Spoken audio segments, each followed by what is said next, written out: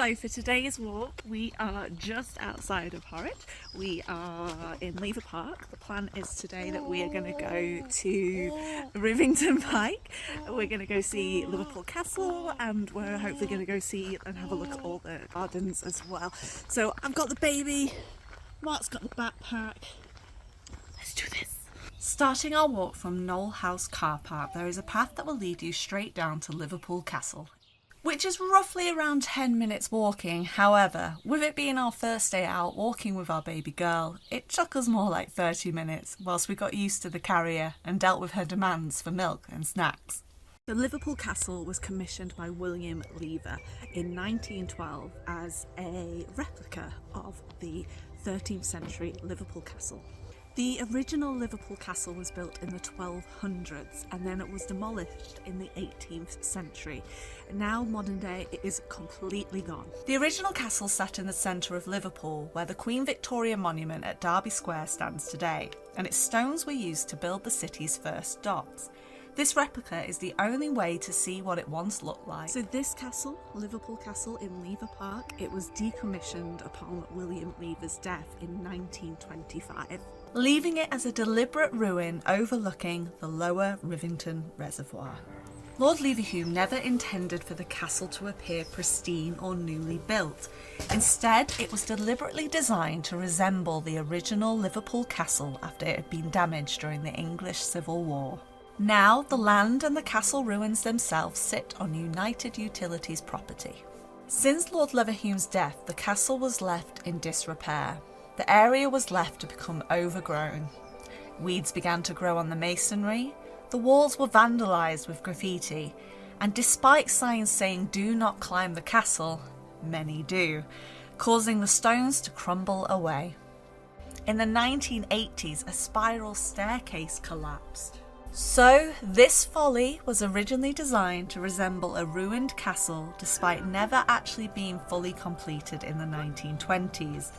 Now, with little conservation in place, through time and neglect, it is ironically becoming a genuine ruin in its own right.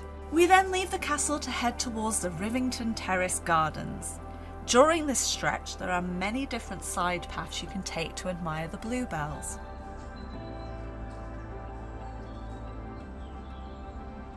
We take a lunch break with this rusty metal thing, making me believe there are bears in the UK. And there was also an epidemic of caterpillars. They were literally falling from the sky onto our picnic.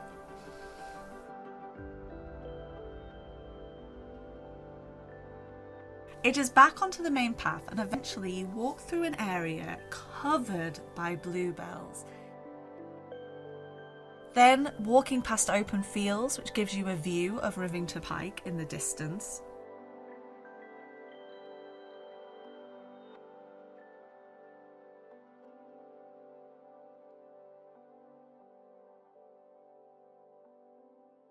Okay, so the incline has begun.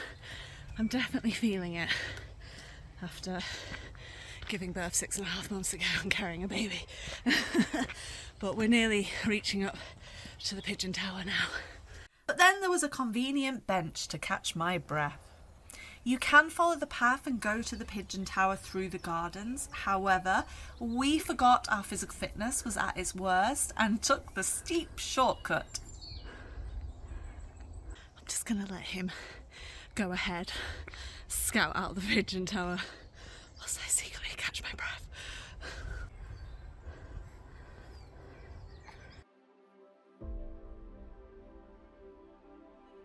Pigeon Tower is a Grade 2 listed building and it has got an Italian style structure to it. It's also 4 stories high. The Pigeon Tower was built between 1905 and 1909 by Lord Leverhulme as a birthday present for his wife. That very same soap tycoon, the founder of Lever Brothers, now known as Unilever, who built the replica of Liverpool Castle. The top story was designed as a private sitting room, sewing room and music room for Lady Lever. The ornate fireplace on the upper floor features an inscription of the initials of Lever and his wife, which spell out wheel.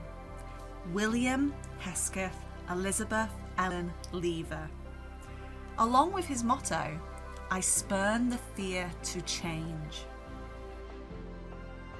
The Pigeon Tower was built as a structure to look upon rather than to look out of.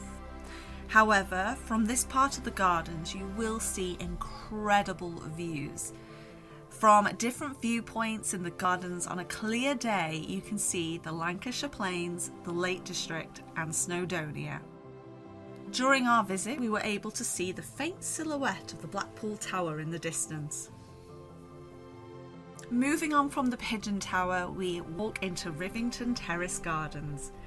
It is a hillside garden sat just below Rivington Pike, covering more than 45 acres, filled with lakes, pathways, bridges and old stone structures hidden amongst the woodland.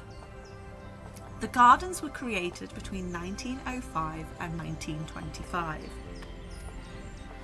Lord Leverhulme worked alongside landscape designer Thomas Mawson to transform the hillside into an elaborate series of terraced gardens inspired by both Italian and Japanese design.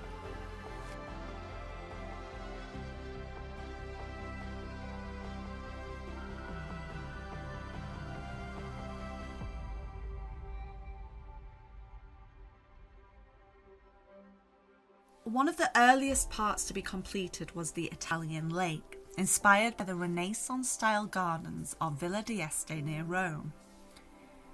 Mawson believed these hillside gardens were some of the finest in the world, and many of the pathways and terraces were designed specifically to frame views across the surrounding countryside. Lord Leverhulme would take people boating on the lake to entertain guests, and for himself would walk the grounds to help him think in the fresh air. He was a fitness fanatic who believed that walking and fresh air stimulated clear thinking. The hard-wearing paths in Rivington Gardens were designed for vigorous daily exercise. But over the years, the gardens fell into decline.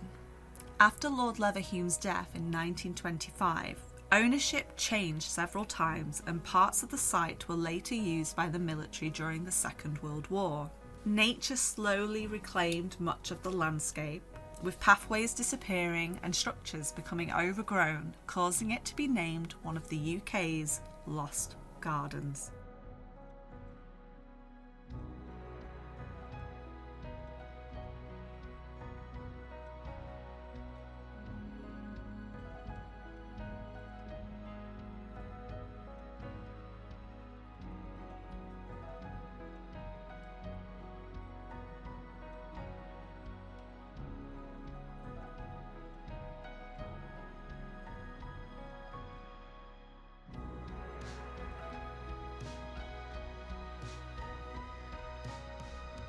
Today, restoration work has brought the gardens back to life, though it still very much feels like wandering through the Edwardian period.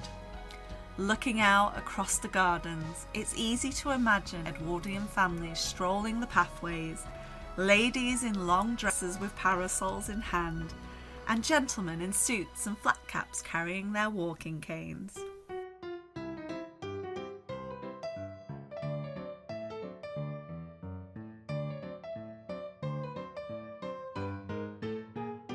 Staircases lead upwards around the north, south and rear sides of the summer house to a viewing deck surrounded by a parapet on the roof. Levers Bridge, also known as Seven Arches Bridge, is said to be based on a Seven Arches Bridge that Lord Leverhulme had seen for himself in Nigeria. So we've just gone past the Italian garden, but time's actually getting on. We've been here a lot longer than we expected to be, and obviously it's very different for us now that we got a baby. So we're actually going to cut it short, and we're not going to do Rivington Pike today. We're going to move on, try and go to the end of the gardens, and then we'll head back to the car park.